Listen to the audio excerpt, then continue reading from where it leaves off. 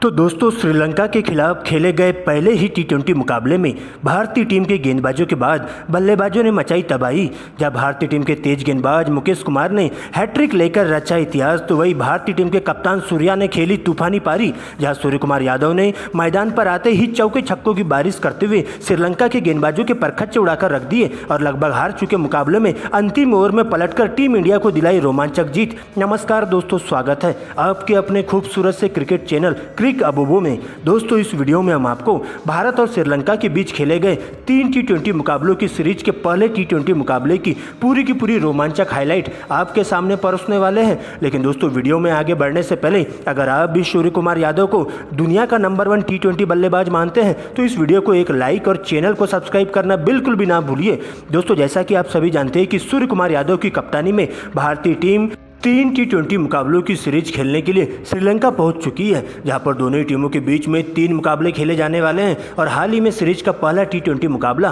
पल्ले केले में देखने को मिला, जहां दोस्तों टीम इंडिया की कमान सूर्य कुमार यादव के कंधों पर सौंपी गई थी। वहीं श्रीलंका के लिए टीम के घातक गेंदबाज हसरंगा इस मुकाबले में कप्तानी कर रहे थे। दोस्तों, हसरंगा ने इस मुकाबले में टॉस जीता और टॉस जीतते ही पहले बल्लेबाजी करने का फैसला किया, जिसके बाद रनों की बारिश करने के इरादे से श्रीलंका के 2 धाकड़ युवा ओपनर बल्लेबाज कुशल मेंडिस और पाथुम निशंका की एंट्री होती है। वही टीम इंडिया के लिए पहले ओवर की गेंदबाजी करने आते हैं तेज गेंदबाज मुकेश कुमार, और ओवर की अंतिम गेंद पर श्रीलंका की टीम को पहला बड़ा झटका कुशल मेंडिस के रूप में लगता है, जो कि बड़ा शॉट खेलने के चक्कर में सीमा रेखा के पास 4 रनों के स्कोर पर कैच आउट होकर डगआउट की ओर लौट जाते हैं। हालांकि दोस्तों, इसके बाद नए बल्लेबाज के तौर पर पाथुम निशंका का साथ देने के लिए कुशल परेरा की एंट्री होती है, और इसके बाद दोनों ही बल्लेबाज आगे का मोर्चा संभालते हैं और काफी संभल कर बल्लेबाजी करते हुए लगातार स्ट्राइक रोटेट करने का काम करते हैं। यहाँ पर दोनों ही बल्लेबाजों के द्वारा भारतीय टीम के तेज गेंदबाजों की जम के क्लास ली जाती है और तीसरे ओवर में 2 लगातार चौके पाथुम निशंका के बल्ले से देखने को मिलते हैं। तो वही दोस्तों, 5वें ओवर में एक बार फिर से कुशल परेरा का बल्ला जम के गरजता है और खलील अहमद को टारगेट करते हुए 2 छक्के और 2 चौकों के माध्यम से 20 रन बटोरते हैं। लेकिन दोस्तों, 6वें ओवर की अंतिम गेंद पर कुशल परेरा के द्वारा 108 मीटर का लमसम छक्का शिवम दुबे को जड़ दिया जाता है और 6 ओवर की समाप्ति के बाद टीम का स्कोर 1 विकेट खोकर स्कोर बोर्ड पर 62 रनों तक पहुंच जाता है। लेकिन दोस्तों, इसके बावजूद भी दोनों ही बल्लेबाजों का बल्ला बिल्कुल भी खामोश नहीं होता है, जहां पर 8वें ओवर में फिर से 2 छक्के और 2 चौके पाथुम निशंका के बल्ले से देखने को मिलते हैं और देखते देखते दोनों ही बल्लेबाजों के बीच में एक अर्धशतकी साझेदारी पूरी हो जाती है और 10 ओवर की समाप्ति के बाद टीम का स्कोर 100 रनों तक पहुंच जाता है। लेकिन 11वें ओवर में इस साझेदारी को तोड़ने के लिए वाशिंगटन सुंदर की एंट्री होती है और टीम को दूसरा झटका कुशल परेरा के रूप में लगता है, जो कि 22 रनों की पारी खेलते हुए विकेट कीपर संजू सैमसन के हाथों कैच आउट होकर डगआउट की ओर लौटते हैं। जिसके बाद नए बल्लेबाज के तौर पर सदीरा समर विक्रमा की एंट्री होती है और पाथुम निशंका के साथ मिलकर आगे का मोर्चा संभालते हुए टीम के स्कोर को आगे बढ़ाने की कोशिश करते हैं। लेकिन 14वें ओवर में फिर से टीम को तीसरा झटका देखने को मिलता है, जहां पर भारतीय टीम के तेज गेंदबाज खलील अहमद के द्वारा घातक गेंदबाजी देखने को मिलती है और सदीरा सबकर विक्रमा को मात्र 4 रनों के स्कोर पर एलबीडब्ल्यू आउट कर देते हैं। इसके बाद दासुन सनाका आते हैं, लेकिन इसी ओवर की अंतिम गेंद पर बड़ा शॉट खेलने के चक्कर में पाथुम निशंका भी 55 रनों की पारी खेलते हुए कैच आउट होकर डगआउट की ओर लौट जाते हैं। और इस प्रकार से खलील अहमद एक ही ओवर में 2 बल्लेबाजों को आउट करते हुए श्रीलंका के बल्लेबाजों की कमर तोड़ के रख देते हैं। लेकिन दोस्तों, इसके बाद नए बल्लेबाज के तौर पर धनंजय डिसल्वा का साथ देने के लिए वानिंदु हसरंगा की एंट्री होती है और कप्तान के साथ मिलकर दोनों ही बल्लेबाज अंतिम के ओवरों में चौके छक्कों की बारिश करना शुरू कर देते हैं, जहां पर बॉल देखो और बॉल पेलो वाले नियम के तहत बल्लेबाजी करते हुए भारतीय टीम के गेंदबाजों को विकेट के लिए तरसा देते हैं। लेकिन 18वें ओवर में फिर से मुकेश कुमार के द्वारा घातक गेंदबाजी देखने को मिलती है और कप्तान वानिंदु हसरंगा को 21 रनों के स्कोर पर चलता कर देते हैं। वही दोस्तों, नए बल्लेबाज के तौर पर आए रंजीता भी जल्दबाजी कर बैठते हैं, जहां पर अगले ही ओवर में रवि बिश्नोई अपनी फिरकी के माया जाल में फंसाते हुए उन्हें कैच आउट करवा देते हैं और टीम को लगने वाला 7वां झटका होता है। लेकिन दोस्तों, इसके बाद अंतिम ओवर में मुकेश कुमार के द्वारा फिर से कोहराम मचाया जाता है और अंतिम ओवर में लगातार 3 गेंदों में 3 विकेट लेकर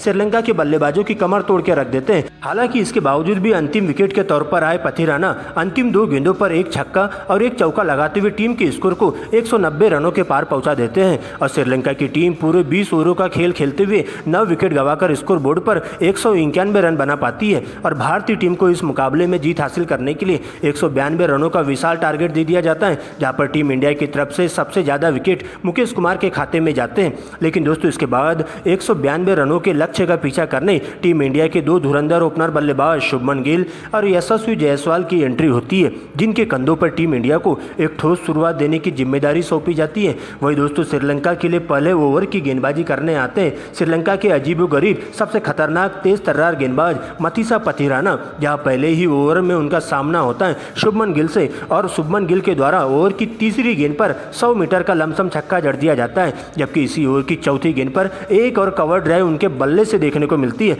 लेकिन दोस्तों देखते देखते इसी ओवर में एक और अंतिम गेंद पर चौका गिल के बल्ले से देखने को मिलता है और भारतीय टीम के द्वारा पहले ही ओवर में 14 रन बना लिए जाते हैं। दोस्तों इसके बाद दूसरे ओवर की गेंदबाजी करने आते हैं लाहिरू कुमारा और आते ही भारतीय टीम के ताबूत में कील ठोकने का काम करते हैं, जहां पर कुमारा के द्वारा घातक गेंदबाजी देखने को मिलती है और पहला ही विकेट भारतीय टीम के सबसे विस्फोटक बल्लेबाज यशस्वी जायसवाल के रूप में गिरता है, जो कि गेंद को ठीक से पढ़ नहीं पाते हैं और सीधा कॉटन बोल्ड होकर डगआउट की ओर लौट जाते हैं बिना खाता खोले ही। लेकिन दोस्तों इसी ओवर की अंतिम गेंद पर शुभमन गिल के द्वारा एक रन चुराते हुए स्ट्राइक अपने पास रखी जाती है। दोस्तों इसके बाद गिल का साथ देने के लिए नए बल्लेबाज के तौर पर अभिषेक शर्मा की एंट्री होती है और इसके बाद आगे के ओवरों में दोनों ही बल्लेबाज काफ़ी ताबड़तोड़ रवैया अपनाते हुए श्रीलंका के गेंदबाजों की जम के क्लास लेते हैं, जहां पर चौथे ओवर में अभिषेक शर्मा के बल्ले से एक छक्का और एक चौका देखने को मिलता है। वही पांचवें ओवर में शुभमन गिल भी 2 लगातार छक्के जड़ देते हैं और देखते देखते श्रीलंका के गेंदबाजों की कमर तोड़कर रख देते हैं। लेकिन छठे ओवर में इस साझेदारी को तोड़ने के लिए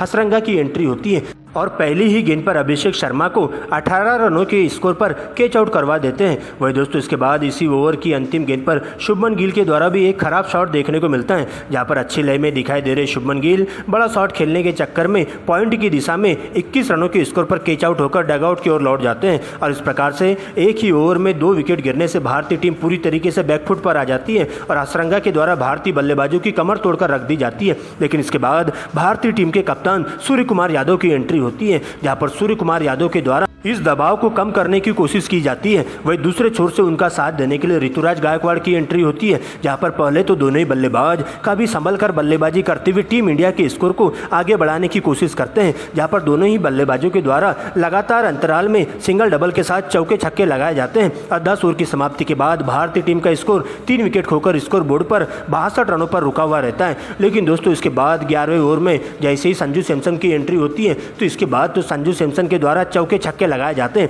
जहां पर संजू सैमसन आते ही 11वें ओवर की अंतिम गेंद पर पथिराना की यार्कर गेंद पर क्लीन बोल्ड होकर 10 रनों के स्कोर पर डगआउट की ओर लौट जाते हैं और भारतीय टीम को लगने वाला चौथा बड़ा झटका होता है। लेकिन अब पूरा का पूरा दारोमदार सूर्य कुमार यादव के कंधों पर आ जाता है और अब सूर्या का साथ देने के लिए नए बल्लेबाज के तौर पर ऋतुराज गायकवाड़ की एंट्री होती है और इसके बाद पहले तो दोनों ही बल्लेबाज लगातार बढ़ रहे स्ट्राइक रेट को देखते हुए श्रीलंकाई गेंदबाजों के धागे खोलना शुरू कर देते हैं, जहां पर 16 ओवर में सूर्या के द्वारा 3 लगातार चौके जड़ दिए जाते हैं। तो वही दोस्तों 17वें ओवर में ऋतुराज गायकवाड़ के द्वारा हसरंगा को टारगेट किया जाता है और इसी ओवर में उनके द्वारा एक छक्का और एक चौका लगा दिया जाता है। तो वही दूसरे छोर से सूर्य कुमार यादव भी 18वें ओवर में फिर से तूफानी पारी खेलना शुरू कर देते हैं और 2 छक्के और 2 चौके लगाते हुए 20 रन बटोर लेते हैं। तो वही 19वें ओवर की पहली गेंद पर एक बार फिर से सूर्या के बल्ले से लमसम छक्का देखने को मिलता है। वही दोस्तों अगली ही गेंद पर 1 रन चुराते हुए स्ट्राइक ऋतुराज गायकवाड़ को देते हैं, लेकिन इसके बाद हसरंगा के द्वारा शानदार कमबैक किया जाता है और अपनी गुगली गेंद पर ऋतुराज गायकवाड़ को फंसाते हुए 20 रनों के स्कोर पर कैच आउट करवा के डगआउट की ओर भिजवा देते हैं और भारतीय टीम को लगने वाला 5वां बड़ा झटका होता है। लेकिन इसके बाद आईपीएल स्टार रिंकू सिंह की एंट्री होती है, क्योंकि दोस्तों अंतिम की 6 गेंदों में टीम इंडिया को इस मुकाबले में जीत हासिल करने के लिए अभी भी 21 रनों की दरकार होती है। रिंकू सिंह आते हैं और पहली ही गेंद पर 1 रन चुराते हुए सूर्य कुमार यादव को स्ट्राइक देते हैं। लेकिन इसके बाद अंतिम ओवर की गेंदबाजी करने के लिए मथीसा पथिराना आते हैं, जहां पर सूर्य कुमार यादव के सामने अंतिम की 5 गेंदों में 20 रनों की दरकार होती है। लेकिन सर पर कफन बांध करके आए सूर्य कुमार यादव अंतिम की 4 गेंदों में 2 छक्के और 2 चौके लगाते हुए 20 रन बटोर लेते हैं और लगभग हार चुके मुकाबले में श्रीलंका के जबड़े से जीत को छीनकर टीम इंडिया पहले T20 मुकाबले में 5 विकेट से शानदार जीत दर्ज कर लेती है और 3 T20 मुकाबलों की सीरीज में पहले T20 मुकाबले को जीतकर सीरीज में 1-0 की अजय बढ़त हासिल कर लेती है।